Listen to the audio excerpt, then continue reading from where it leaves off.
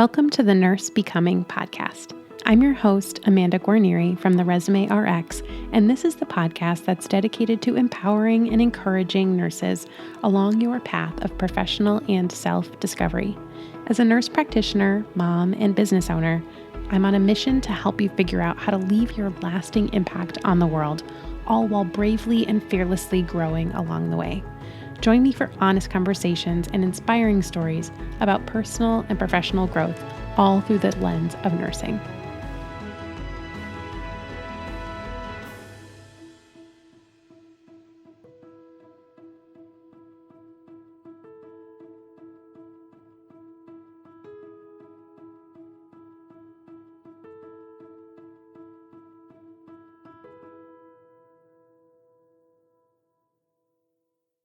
I have a question for you. Have you ever been stuck in the dreaded waiting period after an interview? You know, that time when your mind is racing about how you did and you check your email 47 times a day to see if you got a job offer. Yes, we have all been there, and it can be a really unsettling place to be, especially if you really want this particular job. So in this episode, I'm going to give you the 3 things that you can do in that uncomfortable waiting period. Welcome back to the Nurse Becoming podcast. I'm your host, Amanda Guarnieri, and I'm so excited that you are here today. And this is going to be a really great episode. So let's dive right on in. Let's talk about the 3 things that you can do in this uncomfortable waiting period between having an interview and hopefully getting an offer. So the first thing is you can send thank you notes and plan your next check-in. Now, in my opinion, a thank you note or a thank you email can go a long way with a potential employer, and I recommend that you always send one. I recently interviewed and hired my first official employee of the Resume RX business, and as I was narrowing down candidates, the fact that my top choice sent me a thank you email that reconfirmed her interest in the role really gave me the confidence to move forward with the offer. It really helped her stand out from the others because she took that extra time to let me know that she really was interested in the position. It also helped me keep her top of mind. And in fact, the 2 candidates that I was deciding between in the end both sent me thank you notes. And that definitely influenced how I felt about them moving forward in the process. Now, the second half to this first thing that you can do, aside from sending a thank you note, is to plan your next check-in. And what do I really mean by that? So if you've been given a timeline by the interviewer as to when you should expect to hear back about a decision, make note of that on your calendar and plan to reach out around that time or shortly after. Now, this doesn't happen all the time, so if you haven't been given a timeline and you didn't ask at the end of your interview, plan to follow up via email in about a week or 2. Not only will your persistence and your following up be viewed positively, most likely, but it can also help move the process along if they're kind of dragging their feet on making a decision, and it can potentially bump you up to the top of their list as they are reminded or re-reminded that you are someone with strong interest in the position. So that's the first thing you can do. Send your thank you note and plan your next check-in for follow-up. Now, number 2 is to keep applying to other positions. Now, I feel pretty strongly that without a detailed verbal offer in your interview, you really should not be putting all your eggs in that one basket until you have a written offer. Now, I know that you may get a great feeling about this one interview and feel like it's definitely the job that you're going to get, and it very may well be. And I hope that for you, of course. But knowing the timeline of the job search process in general, I want you to have other options in case this opportunity doesn't work out. I want you to have other things that are in the works, so to speak. Let's say it takes you a couple weeks to hear back, and unfortunately, you're not chosen for the position.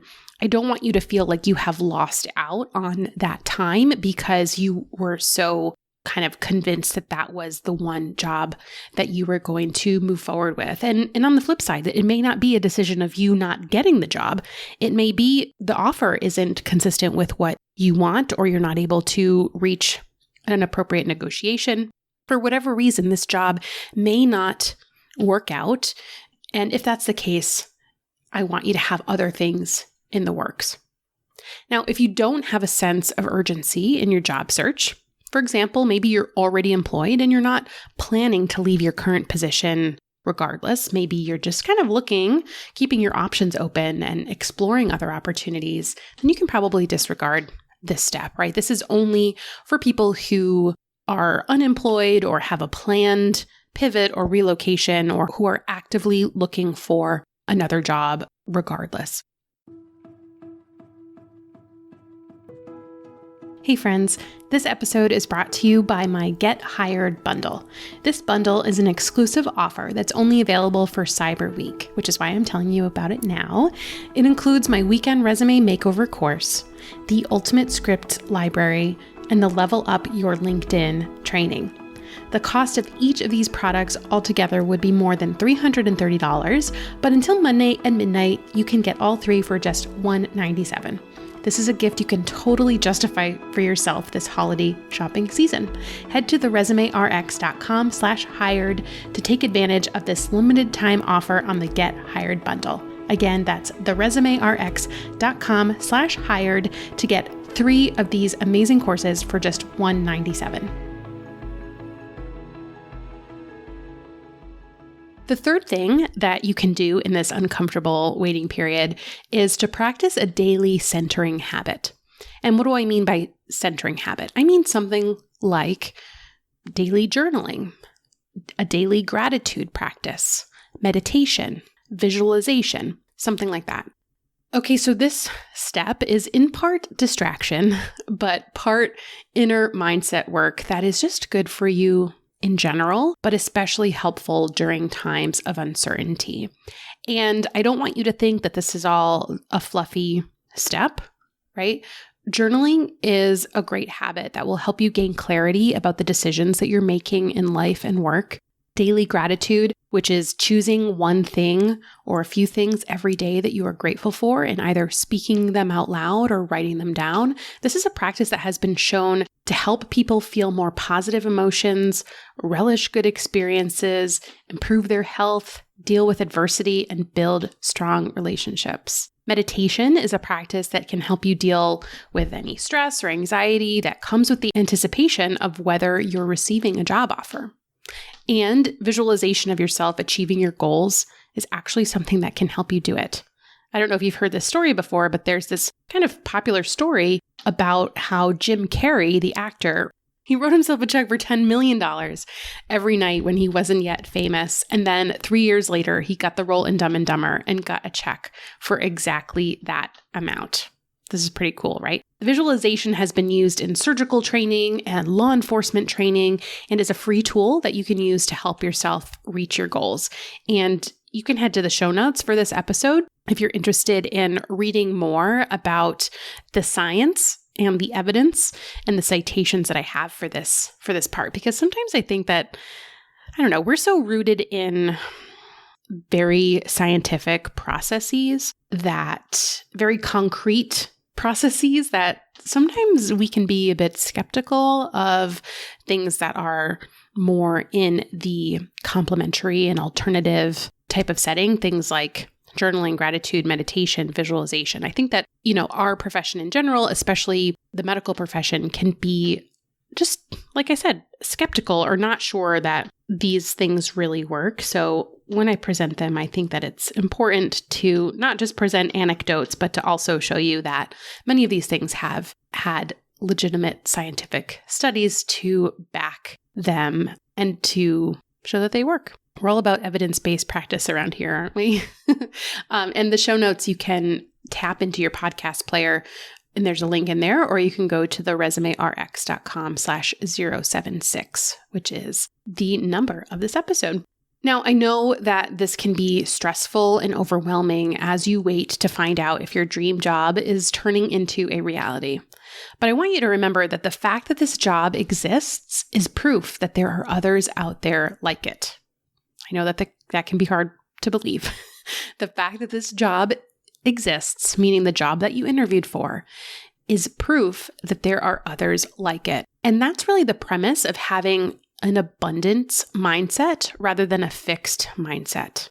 You could think, gosh, this is the only job out there like it. And if I don't get it, I've completely lost my opportunity here. That is one way to think, and that's a very fixed mindset. But you can choose to think differently. You can choose to think that, wow, the fact that this opportunity exists means that it can't only be the only great one that exists, right? This is proof that there are other opportunities like this. I recently told this to a family member when they didn't win the bid on the house that they wanted. And rather than thinking, I just lost my dream house, shifting to thinking that the fact that there's proof that there are more houses out there brought them to eventually, and actually not eventually, just a few days later, find and get another amazing house a few days later. That was honestly just as nice, if not even better than that first one that they lost. So the next time you're going through this uncomfortable wait, remember that regardless of the outcome, it means that a great employer wanted to interview you, right? You got that interview and you will get more. More will want to interview you, even if this particular one doesn't work out, this particular position. And as you wait, you can focus on these 3 activities. You can write your thank you notes and plan your follow-up. You can continue to apply to other positions, and you can start to practice or continue to practice a daily centering habit that will help you combat those tough emotions and also help you attract what it is that you want. And bonus points, this daily centering habit, if you can practice it regularly and take it with you into your next job, whether you are a new grad transitioning to being an NP for the first time or switching to a different specialty, any type of transition is hard. And having this type of habit is something you can take with you through any difficult situation and can really make that transition easier, whatever that transition looks like. So I hope that this helps. This is a short and sweet episode. I'd love to see you practicing maybe just one of these. And if you do, tag me on Instagram, share it out so that I can cheer you on. I'm at the Resume RX on Instagram. I hope to see you practicing these things, and I'll catch you next week, my friends. Well, that does it for today. Thank you so much for tuning in and making it all the way to the end. If you found today's episode helpful, would you take a minute and give me a rating or review on Apple Podcasts? It will truly help other nurses find this show and know that it's worth listening to. For more information about this episode, as well as a place to submit your questions or suggestions for future episodes or guests, head to nursebecoming.com. I cannot wait to connect with you again soon. And until next time, remember, I am always rooting for you.